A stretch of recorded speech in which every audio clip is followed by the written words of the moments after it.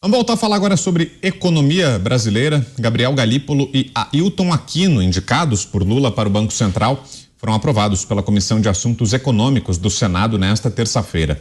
Galípolo foi escolhido para ser o novo diretor de política monetária, enquanto Aquino irá para a diretoria de fiscalização da autoridade monetária.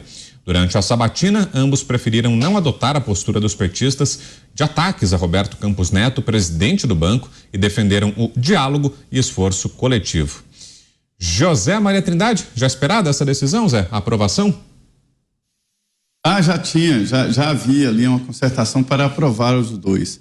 É uma tentativa do governo e está dentro da regra, é por isso que eu acho que o Lula não deveria criticar o atual presidente do Banco Central, porque ele é governo. É apenas a regra de que ele fique com Lula durante 2 anos, depois Lula vai indicar o próximo presidente do Banco Central, que poderá conviver, por exemplo, com o governo eleito aí com outra tendência. Imagina se Lula nomeia Dilma Rousseff como presidente do Banco Central e entra Tarcísio de Freitas, e ele vai ter que ficar 2 anos com a Dilma na presidência do Banco Central. Existe esse perigo, são regras. Agora, esse processo do Senado Federal aprovar nomes, indicações, são várias indicações, diretores de estatais, das agências reguladoras e do Banco Central, que agora funciona como mais ou menos como uma espécie de agência reguladora. E os 2 diretores, eles foram muito ali finos, né? Dizendo, olha, um economista não pode dirigir os destinos do país. Quem define destino de país no regime democrático é quem tem voto, quem foi eleito, ou seja, jogando flores para o Congresso Nacional. Aí, meu amigo, é a aprovação certa. Mas já era previsto que eles seriam mesmo aprovados. Aumenta a participação de Lula no Banco Central, mas não define ali a maioria no Copom. O que é que muda na prática, Dantas, a partir dessa aprovação do Senado? O que é que pode mudar, se é que algo pode mudar na condução da política econômica pelo Banco Central com a chegada dos indicados por Lula? Dantas. Aumenta o lobby do governo dentro do Banco Central, que deveria ser uma entidade autônoma, independente.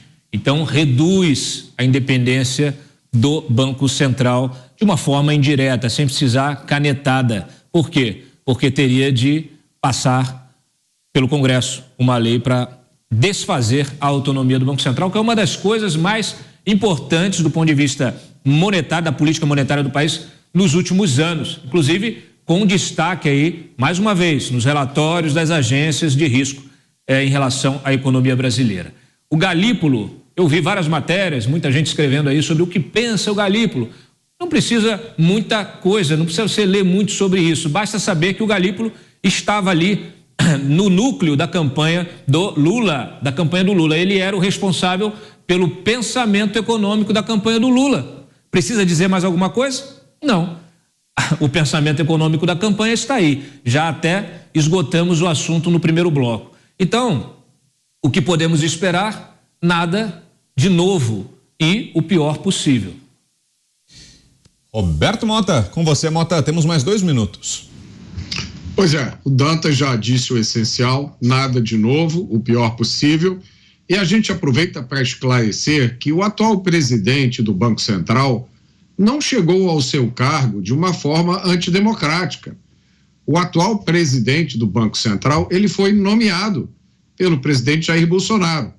O presidente Jair Bolsonaro foi eleito pelo povo brasileiro. Portanto, quando o presidente do Banco Central toma decisões, ele não está impondo um destino econômico do país à revelia da vontade democrática. Pelo contrário, ele está cumprindo o papel para o qual ele foi nomeado como resultado da vontade democrática.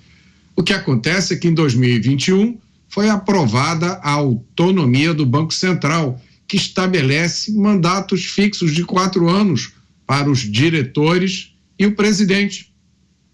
Isso impediu que Roberto Campos Neto, um dos melhores presidentes do Banco Central do mundo, fosse demitido, porque a vontade democrática nem sempre é sinônimo de vontade da esquerda.